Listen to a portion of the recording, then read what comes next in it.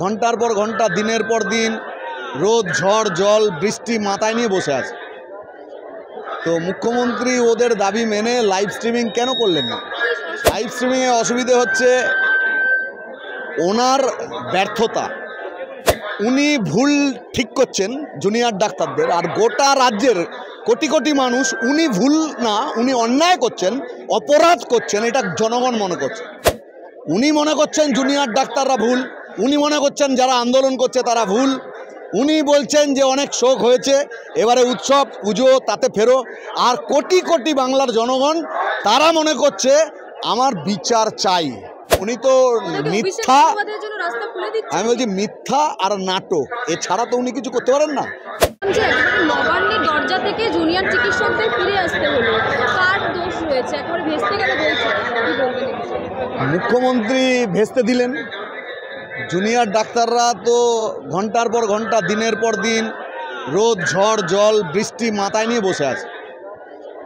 তো মুখ্যমন্ত্রী ওদের দাবি মেনে লাইভ স্ট্রিমিং কেন করলেন না? লাইভ স্ট্রিমিংয়ে অসুবিধে হচ্ছে ওনার ব্যর্থতা। সরকারের এই গোটা স্বাস্থ্য পরিকাঠামো নির্মাণে ব্যর্থতা, আর যে দায় উনি জুনিয়র ডাক্তারদের ওপর চাপাতে চাইছেন সেটা যে মিথ্যা। যাদের আড়াল করবার চেষ্টা করছেন, জনগণ যাদেরকে চাইছে বরখাস্ত করতে, যুক্তি এপক্ষের ওপক্ষের সবটা মানুষ জেনে যেত। কপিল সিব্বল সুপ্রিম কোর্টের প্রধান বিচারপতির কাছে কি বললেন? রাজ্যের শেখানো বয়ান যে 23 জন রোগীর মৃত্যু হয়েছে বিনা চিকিৎসায়, তার জন্য দায়ীকে এই জুনিয়র ডাক্তাররা।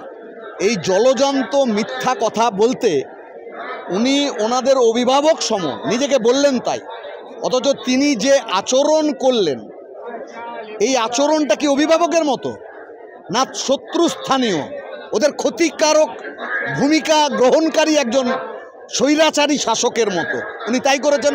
তাহলে ওর মিথ্যাচার। 92,000 চিকিৎসক আছেন আর 7,000 জুনিয়র ডাক্তার, গোটা স্বাস্থ্য ব্যবস্থা ভেঙে পড়তে পারে 7,000-এর জন্য, অথচ কেউ ফেরত যায়নি। এই সবটাই যদি লাইভ স্ট্রিমিং হতো তাহলে মানুষ জুনিয়র ডাক্তারদের যুক্তি শুনতেন, তথ্য শুনতেন, আর উল্টো দিকে সরকারের কি বক্তব্য তা জানা যেত। কালকে বলতে শোনা গেল মুখ্যমন্ত্রীকে যে তিনি যেহেতু বড় অভিভাবক হিসেবে জুনিয়র ডাক্তারদের যে ভুল তিনি ক্ষমা করে দিচ্ছেন। কিসের ক্ষমা?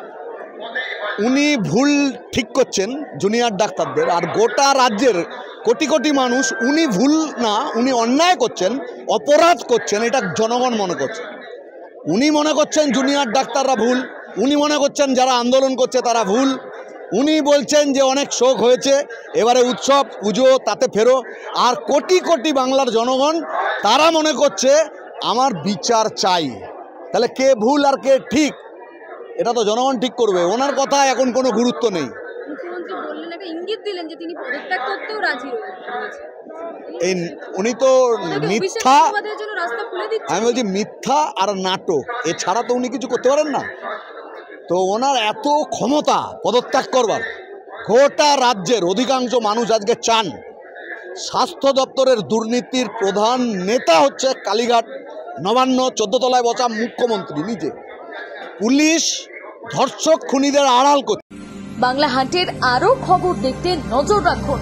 বাংলা খবর মানেই বাংলা হান্ট।